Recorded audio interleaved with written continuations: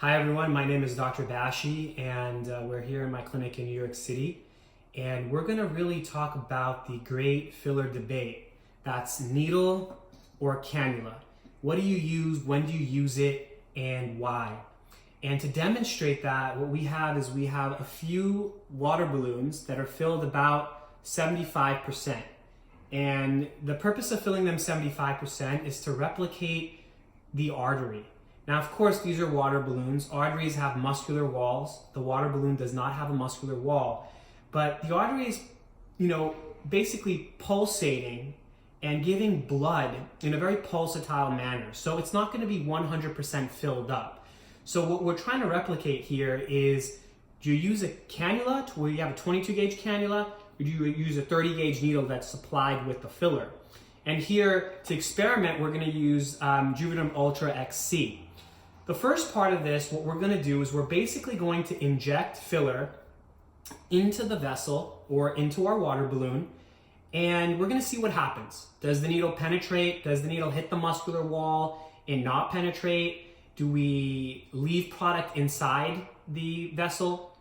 The second part of this is going to be, we're going to use a 22 gauge cannula and we're going to attempt to do the exact same thing. We're going to go ahead and try and fill in that area and see what happens. The last part of this little experiment is going to be, we're going to slice open the water balloons with a razor blade, and then we're going to demonstrate where the actual product is. Is the product on the inside? Is it on the outside? How much is on the inside? How much is on the outside? And this is to give us an idea of what exactly happens when we're filling underneath the skin, on top, around, sometimes even, God forbid, inside the blood vessels, and we don't know what's going on. Now again, this is a caution and a proviso. This is meant to replicate what an artery might be, but a water balloon in no way is an artery. Here we have Juvederm Ultra XC, and this is the 30 gauge needle that comes in the packet. So presumably a lot of us are going to be injecting with this needle that comes in. Here we have one example of the artery that we have here, a water balloon about 75% filled up with just plain old water.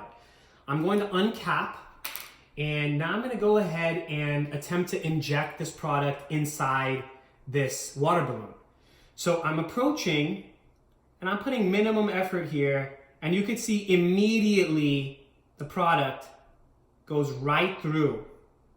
And I'm pressing, and I'm injecting this product, and I have no idea that I'm inside the blood vessel. So I'll come out. We'll demonstrate that again. I'm going in, and again, it's that easy to get inside. Now again, excuse me, keep in mind, the blood vessel has a muscular wall and will resist all needles, coming toward it. But this does not. Now, if I'm on top, I could deposit filler on top with my needle bending, as you could see. I come back, I'll go in again, and again, you could see how easy it is to get into that blood vessel. And I'm not using any force of any sort. I'm not using my other hand for counterbalance or countertraction. And again, sometimes it won't, and the filler will be deposited on the outside, like you can see, as it is here. Again, sometimes the needle will bend and we will not get any filler, and we'll even move the blood vessel slightly. And sometimes we'll get right in that blood vessel, as we see here. Here we have again, we have our vessel or our water balloon 75% filled with water. And this time we have the same syringe that we were using, Juvederm Ultra XC, only this time we've attached a 22 gauge cannula, which is the cannula I most frequently use in my clinic. This is a blunt tip cannula, it's not sharp. And what we're gonna see is what happens when we approach this trying to fill with the cannula. And so to make this realistic, I'm gonna approach with different levels of pressure. I'll approach lightly, I'll approach with medium pressure, then I'll approach with a lot of pressure, and then finally I'll try and jam the cannula into the water balloon. So as we're filling, we come in. Again, you could see with the blunted cannula, the water balloon rolls. It rolls and moves out of the way. Again, even as I try and approach it, and I even approach it as a perpendicular angle, again, you could see the cannula will bend and the vessel will move. And we're depositing product. But I can't get inside. Again, as I'm coming now with even more force, trying to deposit product. Again, I see the give of the vessel, the give of the cannula. And imagine this with a muscular artery that will give even more than this weak water balloon wall. And again, I'm trying really hard to get in. Now finally, the last thing I'm going to do is I'm going to see if I can penetrate this vessel by straight up jamming the cannula into the object. Finally, I'm able to do it with that much force and completely bending the cannula, which is a completely unrealistic situation. This is our original water balloon that we used to fill with Juvederm Ultra XC and the 30 gauge needle. We've now made a slit across the water balloon or our vessel, and what I'm going to do is reflect across the slit to see if we have any gel left over after all the water has been evacuated. So here, as I'm making that reflection, I don't know if it's easy to see. It's probably not that easy to see, but if you look at the bottom of the vessel wall, all of that is gel. All of that is gel. This is all basically the gel of filler. And you could see because look at the consistency of this product. It's basically jello. So all of this has been left in the bottom of the vessel. And the thing is if you go back to the earlier part of this experiment, it was so easy with the 30 gauge cannula to just keep filling inadvertently while we were in the vessel. A couple of very important points.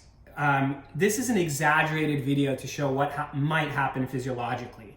Keep in mind, vessels in the face are not this big. A lot of times vessels may be filled 75%, many times they're not filled 75%, they're pulsatile. Many of them in the face are underneath or within the muscles, which provide an additional barrier of resistance and protection. And additionally, the muscular artery wall is very resistant to a lot of outside forces. Lucky for us that these things exist, because otherwise if they didn't and we were using 30 gauge needles, we would be penetrating vessels all the time. So again, when I use the 30 gauge cannula, I had to use, a 22 gauge cannula. I had to utilize a lot of force to create a bent cannula before I was able to penetrate the vessel. And that was with me taking the cannula perpendicular and jamming it into the taut water balloon, which is a completely unrealistic situation because that is not how a cannula is utilized when you're using filling. Most of the time, a cannula is moving in a back and forth motion. And as you saw in the last experiment, when we utilize the cannula in a back and forth motion, we simply move the vessel or we create that bending and that resistance of that flexible cannula. So all in all, the cannula is, in my opinion, much, much, much safer. Now, when you start going smaller and smaller and smaller when it comes to the cannula gauge, so when you start using a 25 gauge cannula, this begins to approach almost like a needle. So your best bet is to use a 25 gauge cannula or more, 25, 22, because the smaller the cannula you go, 27 gauge and smaller, it begins to approximate what a needle does. As always, thank you again for following. DM me if you have any questions about this video. I'm sure it will generate a lot of controversy. I know there are a lot of doctors and injectors that love their needles. I also love my needles in the right location, but I'm also a humongous fan of the 22 gauge cannula.